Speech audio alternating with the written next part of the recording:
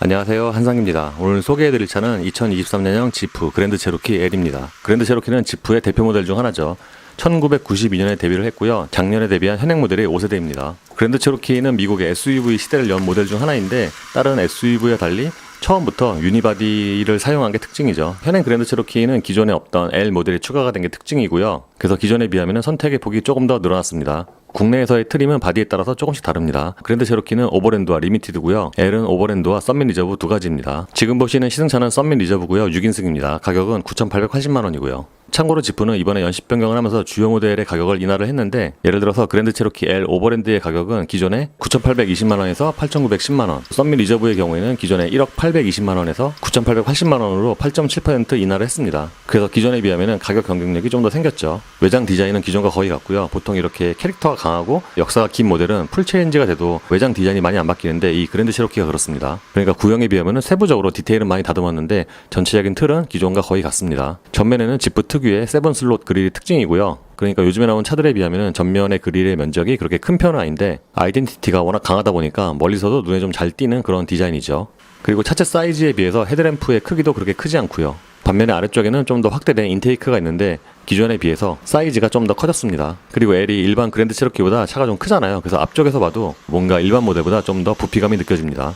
그리고 보통 미국 차들이 외장에 크롬 장식을 많이 사용을 하는데 이 차 역시도 범퍼 하단을 비롯한 주요 부위에 크롬 장식이 많이 쓰였습니다. 기본적인 디자인은 5인승과 비슷한데 옆에서 보면은 차체 사이즈에 따른 차이가 있습니다. 일단 일반 그랜드 체로키는 아슬아슬하게 전장이 5m 안쪽인데 L은 전장이 5m가 넘고요. 결정적으로 휠 베이스도 3m가 넘습니다. 그리고 옆에서 보면은 1열보다 2열의 유리의 면적이 더 넓은데 다른 말로 하면은 이 차는 1열보다는 2, 3열의 거주성에 좀 더 신경을 쓴 컨셉이라고 하겠습니다.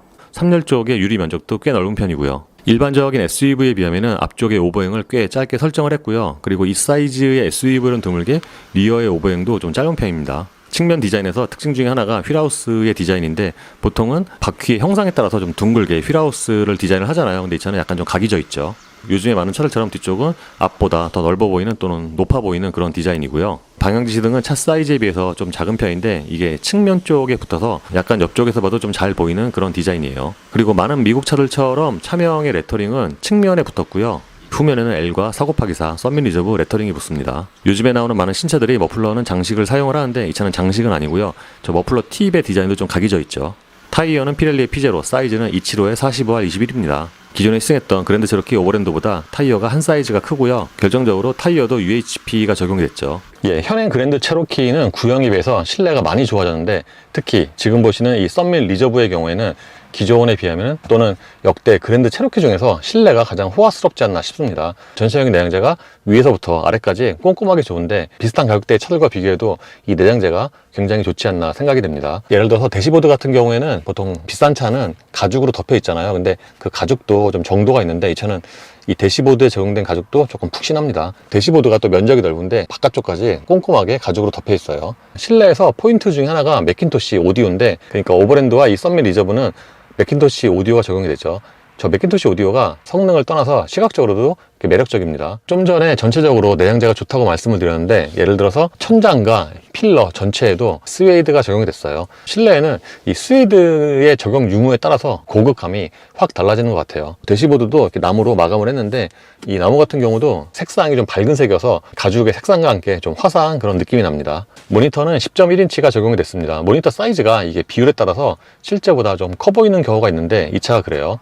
그러니까 10.1인치이긴 한데 이렇게 베젤이 좀 적어서 뭔가 실제보다 더 커 보이는 것 같습니다. 그리고 이게 메리평은 아닌데 돌출형처럼 이렇게 위치가 좀 높은 편이고요. 특징 중에 하나는 모니터 상단에 좀 자주 사용하는 그런 버튼, 예를 들어서 이게 피아노 타입이라고 하는데 배열을 해놨는데 가장 왼쪽에 있는 게 ISG 온오프, 차로 이탈 방지, ESC, 비상등, 파킹 센서, 그리고 원격 주차 보조, 그리고 이 동반자석 보조 모니터입니다. 이 모니터 같은 경우에는 보통 고성능차들이 동반자석에 추가적인 액정이 있잖아요. 그러니까 이렇게 SUV에 있는 경우는 좀 굉장히 드물죠. 물론 여기에 표시되는 컨텐츠가 그렇게 많지는 않은데 지금이 홈 화면이고 이게 홈 화면이 세 개로 나뉘어져 있어요. 오디오, 비디오, 그리고 HDMI. 그러니까 동반자석에 앉은 사람이 주행 중에 여기에 비디오를 연결해서 또는 HDMI 연결해서 영상을 즐길 수가 있는 거죠. 참고로 운전석에서는 전혀 안 보입니다. 이렇게 켜진 상태에서도. 그리고 지금 보시는 것처럼 여기서 무선 헤드폰도 연결을 할 수가 있고요. 모니터는 구형에 비해서 안쪽에 컨텐츠가 많이 늘어났고요. 지금이 홈 화면인데 기본 3분할입니다. 그러니까 여기서 페이지 한번 넘기면은 이렇게 오프로드와 관련된 메뉴가 표시가 되고요. 그리고 하단에는 자주 사용하는 그런 아이콘들을 나열을 해놨죠. 예를 들어서 이게 오디오, 참고로 안드로이드 오토도 연결을 무선으로 할 수가 있고요. 이거는 컴포트, 공조 시스템. 예를 들어서 이 페이지에서는 이제 앞쪽에 공조 시스템과 그리고 마사지 기능, 예를 들어서 이 마사지 기능 같은 경우에도 이게 굉장히 다양하게 프로그램이 제공이 됩니다. 현재 페이지에서 이 온 버튼 누르면 이렇게 시작이 되는데, 그러니까 강중약 3가지가 있고요. 아래로 허리, 전체 이완, 허리 이완, 위로, 그러니까 되게 여러 가지. 그리고 동반전도 마찬가지고요. 공조 시스템의 경우에는 이 페이지에서 통풍과 열선을 조절할 수가 있고요. 물론 아래쪽에 물리 버튼도 있죠. 그리고 2열의 공조 장치도 이렇게 조절할 수가 있어요. 그리고 아까 말씀드린 것처럼 안드로이드 오토를 무선으로 연결할 수가 있고요. 그러니까 확실히 유선으로 사용을 하는 것보다 이렇게 무선으로 또 자동 연결이 되니까 이런 거는 또 굉장히 편하죠. 내비게이션은 티맵을 사용을 하고 있는데 요즘에 핸드폰으로 많이 사용을 하잖아요. 그렇다 보니까 핸드폰을 가로로 놓은 것 같은 그런 인터페이스고, 보통 이제 수입차들이 사용하는 것보다 좀 더 눈에 잘 들어오죠. 차량으로 들어가면은 여기서 크게 3가지의 탭이 있는데, 일단 대시보드부터 보면은 여기서 오프로드 페이지, 그러니까 여기서 차량 다이내믹, 그러니까 여기서 스티어링 각도라든가 트랜스퍼 케이스 잠금 해제, 그러니까 지프가 오프로드에 워낙 강점이 있다 보니까 이런 오프로드 관련 이 메뉴가 굉장히 상세하게 표시가 됩니다. 그리고 피칭 롤링도 여기서 볼 수가 있고, 여기는 셀렉터 레인, 그리고 서스펜션, 그리고 전방 카메라도 여기서 할 수가 있고, 이제 카메라 청소를 누르면은 말 그대로 이제 워시액이 나와서 이제 청소를 하는 거죠. 컨트롤로 들어가면은 여기서 추가적인 메뉴가 나오는데, 그러니까 디밍 룸미러 활성화 여부와, 그리고 이 모니터에서 3열 헤드레스트를 이렇게 접을 수가 있습니다. 그리고 조수석 화면도 이렇게 여기 위에 물리 버튼이 있는데 여기 아이콘은 따로 있고요. 그리고 서라운드 뷰 카메라의 경우에는 이렇게 크게 2분할인데, 그러니까 이 아래쪽에 있는 아이콘 눌러서 이렇게 달리해서 볼 수가 있습니다. 그러니까 이거 같은 경우에는 좀 더 이렇게 확대도 가능하고요. 팬캠의 경우에는 보통 이렇게 큰 SUV는 부모가 운전할 때 뒤에 있는 아이들을 살필 수 있는, 그러니까 예를 들어서 물리, 거울도 있잖아요. 이 차 같은 경우에는 이 카메라로 화면에서 이렇게 살펴볼 수가 있는 거죠. 그리고 여기에 전방 카메라, 후방 카메라 아이콘이 또 있고요. 그러니까 이 그랜드 체로키 같은 경우에는 뭔가 이렇게 중복되는 아이콘들이 이렇게 몇 개가 있어요. 그리고 설정으로 들어가면은 이제 상세 설정 페이지가 나오는데, 여기는 디스플레이, 이거는 엔터테인먼트 화면, 라이트로 들어가면은 말 그대로 조명과 관련된 메뉴인데, 여기서 앰비언트 라이트의 색상을 변경을 할 수가 있어요. 이 차가 독일차처럼 무드 조명이 굉장히 좀 많이 화려하게 들어간 건 아닌데, 기존의 미국 차들에 비하면은 무드 조명이 좀 많이 들어간 편입니다. 예를 들어서 도어 트림과 대시보드 이쪽 하단에도 무드 조명이 적용이 됐고요. 이게 색상이 많은 건 아닌데 위아래의 색상을 달리할 수가 있습니다. 그리고 이 무드 조명 같은 경우에는 그 색상이 좀 진한 편이고요. 마지막에 아이콘 버튼 누르면, 그러니까 전체 그 메뉴가 이렇게 아이콘으로 다 표시가 되고요. 여기서 미디어와 컴포트, 그러니까 개별적으로 여기서 그러니까 운전석 통풍 같은 경우가 이 모니터에만 2개가 있고 아래쪽에 물리 버튼 또 있고 그래요. 모니터 아래쪽에는 공조장치 패널이 있고요. 이게 모니터에 비해서 거의 이제 수직으로 떨어져 있어서, 그러니까 다른 건 상관이 없는데 이 버튼 있잖아요. 이 밑에 있는 그 바람 방향은 이렇게 살짝 좀 가리는 면이 있습니다. 아까 말씀드린 것처럼 여기서 통풍과 열선 시트를 다 조절을 할 수가 있고요. 그리고 요거는 또 다이얼로 처리를 했고요. 공조장치 아래쪽에 있는 커버를 열면은, 참고로 이거는 여는 거는 이렇게 누르면은 원터치로 열리고요. 닫는 건 수동입니다. 여기는 무선 충전 패드를 겸하는 수납 공간이 있고요. 여기 안쪽에는 USB 단자 2개와 HDMI, 그리고 aux, 10V 단자가 있습니다. 기어 셀렉터는 다이얼 방식이고요. 뭔가 이 차의 그 외장 디자인에 맞게 스위치들이 큼직큼직하죠. 왼쪽에 있는 거는 드라이브 모드고요. 오른쪽은 에어 서스펜션 조절 스위치입니다. 그리고 여기에 오토 홀드 버튼이 있고, 그 사륜 로우 버튼은 여기 또 따로 있고요. 앞쪽에 커버를 열면은 여기에는 컵홀더 2개가 있고요. 이 키도 뭔가 지프의 아이덴티티에 맞게 좀 되게 큼직큼직하죠. 센터 콘솔 박스는 2단이에요. 그러니까 여기를 열면은 이렇게 트레이가 나오고, 하나 더 열면은 이렇게 센터 콘솔 박스가 나옵니다. 차 크기 대비해서 이 센터 콘솔 박스의 크기는 적당한 편이고, 여기 안쪽에도 이렇게 부드러운 소재로 마감이 되어 있어요. 그랜드 체로키 L에도 디지털 룸미러가 적용이 되어 있고요. 요 끝에 있는 버튼 누르면 이게 모드 전환인데, 그러니까 지금이 밝기 조절이고요. 그리고 한 번 더 누르면은 위아래 각도 조절이죠.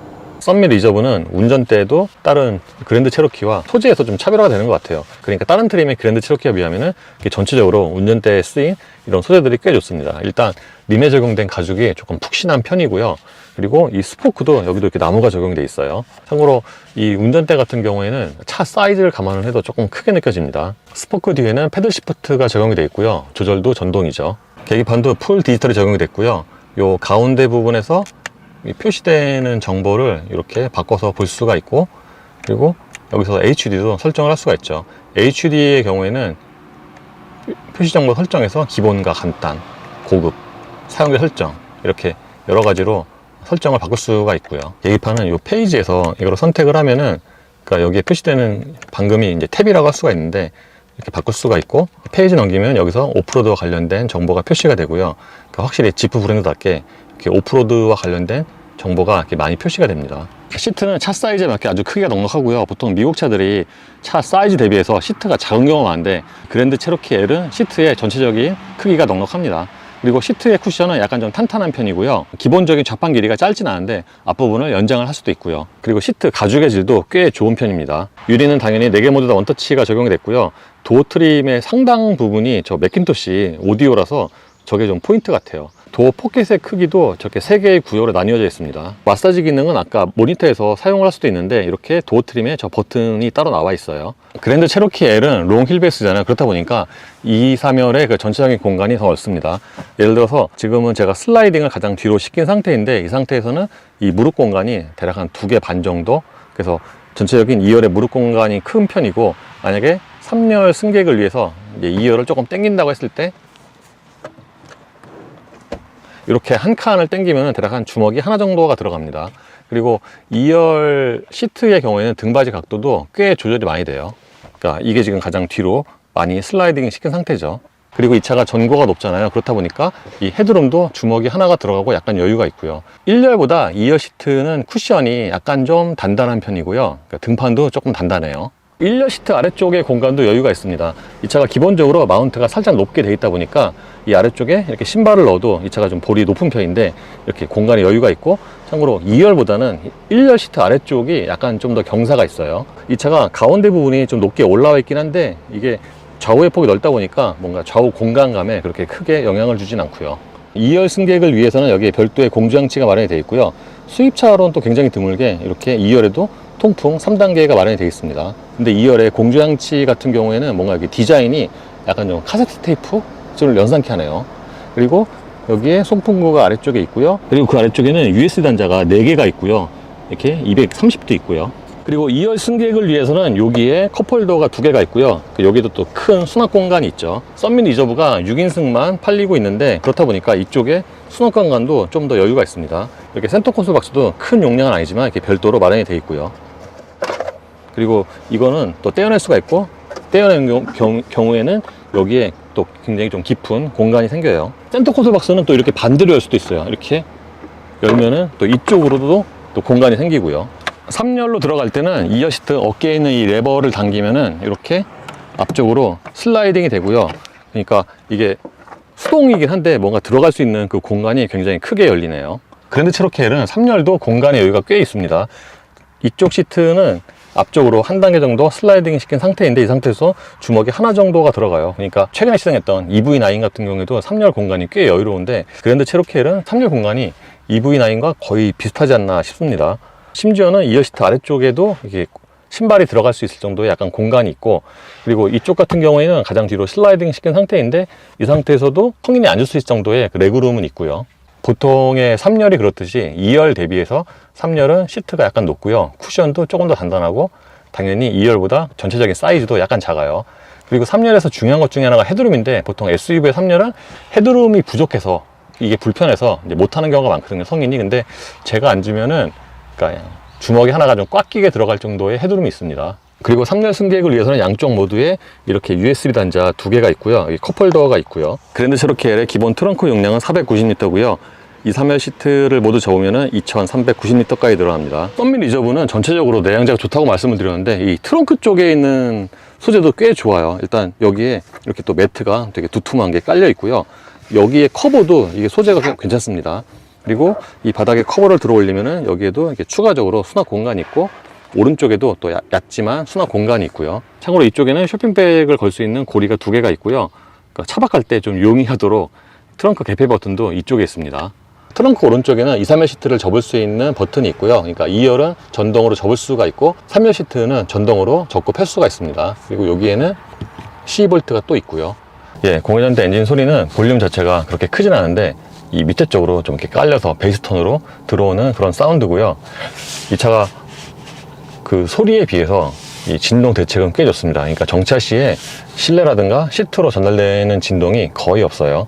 그리고 이 차는 에어컨을 1단을 틀면은, 그러니까 다른 차들에 비하면은 그 1단의 그 송풍 양이 좀 많은 편이에요. 그래서 오늘같이 그렇게 아주 덥지 않은 날에는 뭔가 23도, 4도 틀고 1단만 틀어도 약간 좀 추운 느낌? 이 차의 파워트레인은 V6 3.6L 가솔린 엔진과 8단 자동 변속기로 조합이 됩니다.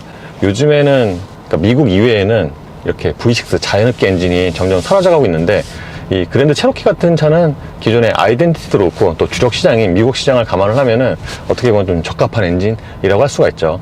하체는 에어 서스펜션이 적용이 되는데 유럽차 또는 독일차의 에어 서스펜션과 느낌이 조금 다릅니다. 그러니까 지금 대부분의 독일차의 에어 서스펜션은 이렇게 낮은 속도에서 주행을 하면은 좀 굉장히 부드럽게 약간 좀 출렁대는 그런 느낌으로 세팅이 되어 있거든요. 속도가 올라가면 좀 달라지지만, 근데 이 차 같은 경우에는 그거보다는 조금 단단합니다. 제가 전에 시승기에서 말씀드린 것처럼 그랜드 체로키는 L과 그랜드 체로키 그리고 PHEV로 갈수록 하체가 좀 단단해지는데, 다른 말로 하면은 요 L 같은 경우가 가장 좀 보편적인 그런 승차감이라고 할 수가 있어요. 왜냐하면은 하체가 앞서 말씀드린 두 차에 비해서 좀 부드럽고, 그래서 이런 가로 빨래판 구간에서도 실내로 들어오는 충격을 잘 흡수를 합니다. 물론 스모키처럼 완전히 푹신하게 그렇게 흡수하는 건 아니고 대략 한 단계 정도 걸러져서 들어오는 그런 느낌이죠.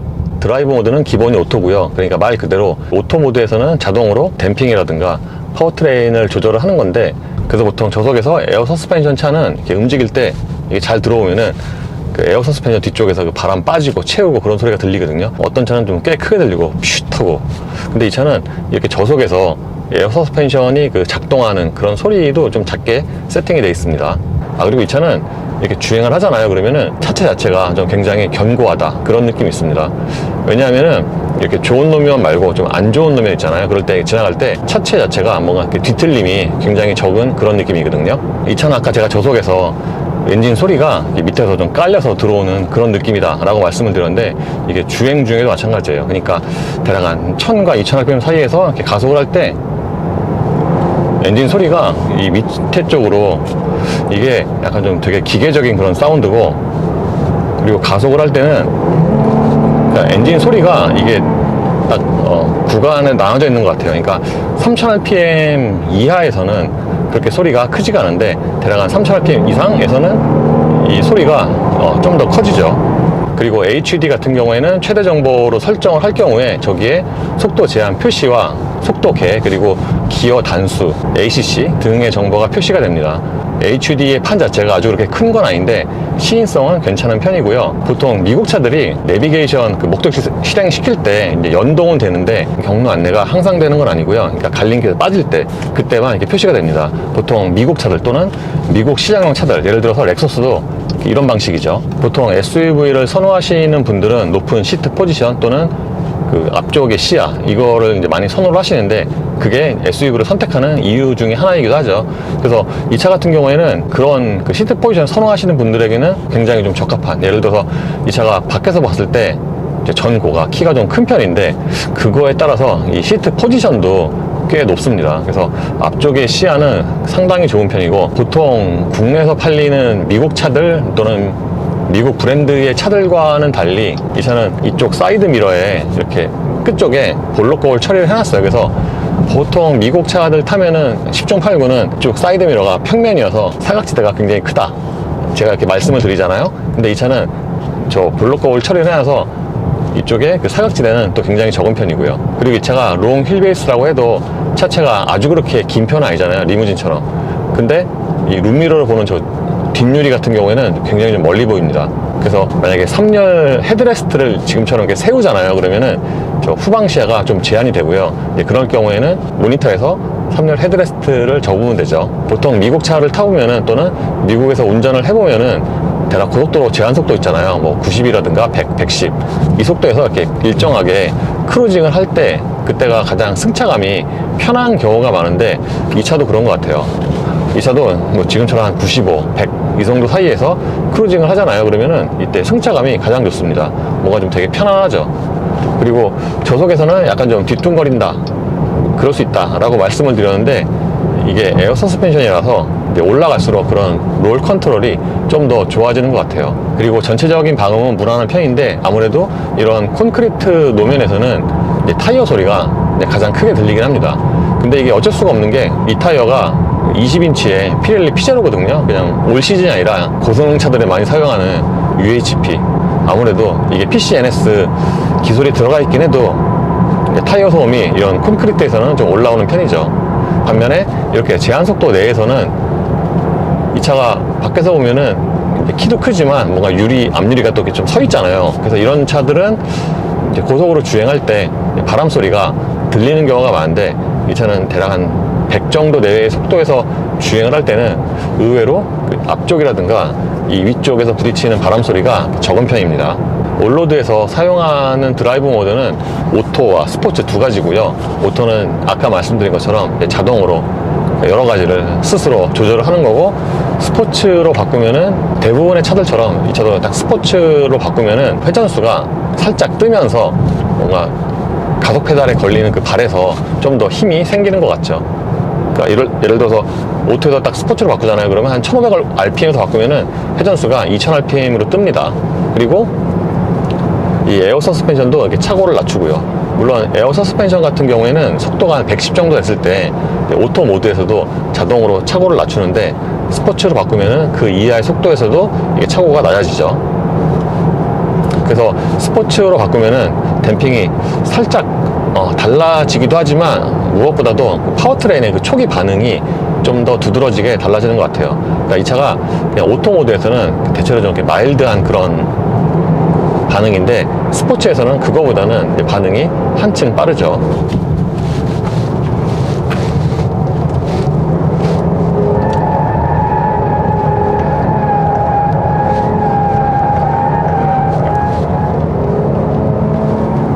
그러니까 요즘에는 전통적인 오프로드 브랜드도 올로드 성능을 많이 강조를 하잖아요. 랜드로버도 그렇고 또는 지금 타고 있는 지프도 그렇고. 예전에는 오프로드에 너무 강점이 있는 나머지 올로드 성능은 크게 신경을 안 쓰는 좀 그런 느낌이었는데, 최근에 차들 타보면은 지금처럼 코너 돌 때 속도가 막 되게 빠르거나 막 감각이 스포티한 건 아닌데, 생각보다는 또 속도가 많이 나오고, 또 의외로 제어도 그렇게 많이 들어가진 않죠.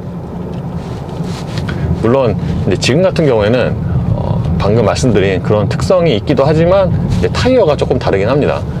타이어가 이게 고성차들에서 들어가는 피제로 UHP라서 회전할 때 좀 더 이점이 있긴 하죠. 그래서 이 그랜드 체로키 L의 성격에 비추어 보면은 지금 이 타이어는 좀 너무 고성능이 아닌가, 그냥 올 시즌이 조금 더 맞지 않을까 생각이 됩니다.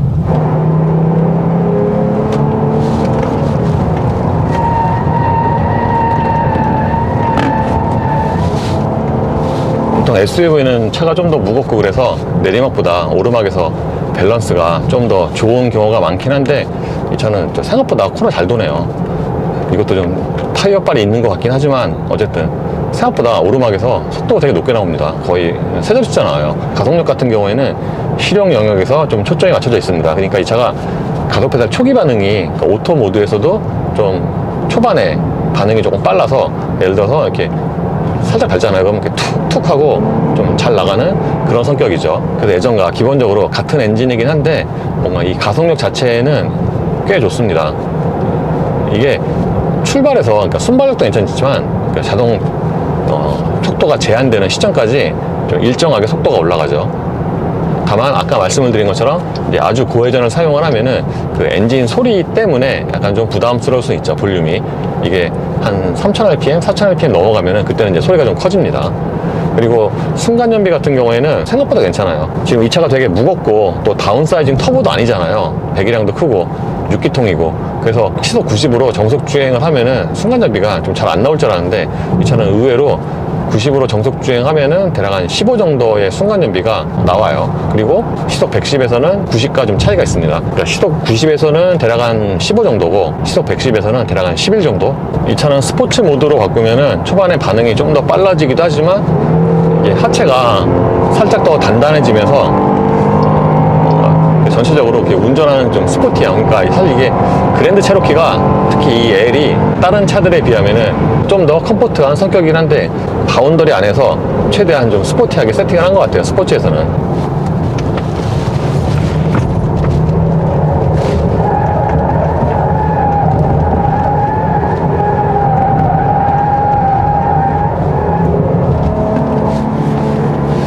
그리고 비슷한 내리막이라고 해도 확실히 스포츠 모드에서는 이게 좀 더 적극적이네요. 그러니까 제어가 잘 안 들어와요. 주행에서의 장점 중에 하나가 2열의 승차감인데, 그러니까 L 같은 경우에는 좀 더 컴포트한 성격이라고 말씀을 드렸잖아요. 그렇다 보니까 뭔가 2열의 그런 거주성 또는 승차감도 이게 신경을 좀 꽤 많이 쓴 것 같습니다.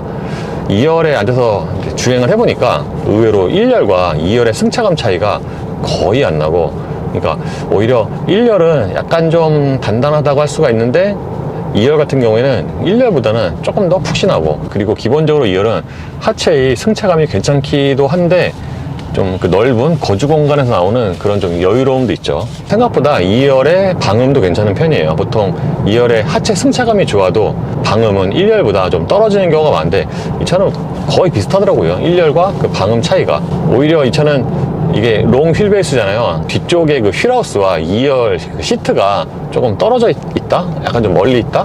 그래서 뒤쪽, 그러니까 타이어에서 부딪히는 그 소리가 좀 2열에서는 적게 들어오는 것 같습니다. 그래서 그랜드 체로키 L은 주행에서 2열의 승차감에도 강점이 있어요. 아까 생각보다 앞쪽 또는 위에서 부딪히는 바람 소리가 그렇게 크지 않다고 말씀을 드렸는데 지금처럼 이렇게 고속 주행을 해도 보통 이런 차들은 약간 좀 서 있는 앞유리 때문에 이제 전면에서 부딪히는 풍절음이 좀 가장 크게 들리거든요. 근데 이 차는 풍절음이 작은 것 같기도 하지만 뭔가 이 고회전 고속에서 주행을 할 때 엔진 소리와 이 바람 소리가 대략 절반인 것 같아요. 반반. 예, 이번에 그랜드 체로키 L의 썬밋 리저브를 다시 타봤습니다. 이번에 썬밋 리저브로 그랜드 체로키를 다시 타보니까 썬밋 리저브 같은 경우에는 실내가 가장 큰 포인트가 아닌가. 그러니까 원래 지프는 이 브랜드 아이덴티티가 되게 강하고, 그리고 그랜드 체로키도 이게 워낙 역사가 긴 모델이기 때문에 이 네이밍에 대한 프리미엄이 있는데, 사실 그거를 떠나서 썬밋 리저브 같은 경우에는 실내가 굉장히 좋습니다. 그러니까 내장재 같은 경우에는 실내에서도 이제 가장 큰 포인트가 아닌가 싶네요. 실내가 눈에 보이는 부분부터 잘 안 보이는, 예를 들어서 1열의 아랫뿐만 아니라 저 트렁크 쪽까지 내장재가 골고루 좋아요. 그래서 평균적으로 보면은 이와 비슷한 사이즈 또는 가격대의 독일차만큼 또는 그 이상으로 내장재가 좋지 않나 생각이 됩니다. 그리고 예전과 달리 그랜드 체로키도 편의 장비가, 그러니까 국내 소비자들이 이렇게 유독 좀 선호하는 그런 편의 장비가 있는데 가격이 비싸도 그 한두 개가 좀 없는 경우가 있거든요. 근데 이 차는 이제 거의 다 갖추고 있습니다. 특히 선호하는 거, 예를 들어서 통풍, ACC, 오토홀드, 차로 중앙 유지 뭐 등등 해서 국내 소비자들이 선호하는 그런 편의 장비는 다 갖추고 있어요. 이 내비게이션 같은 경우에도 이게 또 T맵이 들어가면서, 예를 들어 볼보도 T맵 들어가면서 이게 한층 좋아졌잖아요.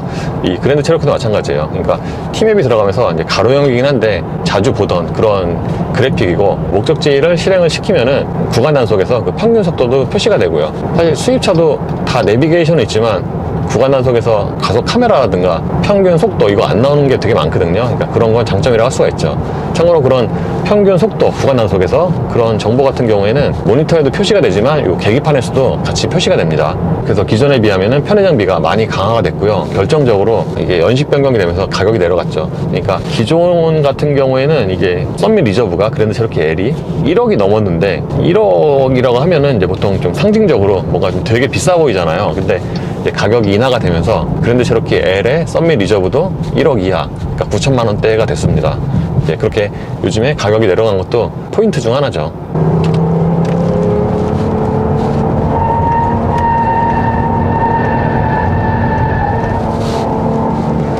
그래서 그랜드 체로키 같은 경우에는 이제 그런 부분에서 강점이 있고, 결정적으로 2열과 3열의 공간에서도 강점이 있죠.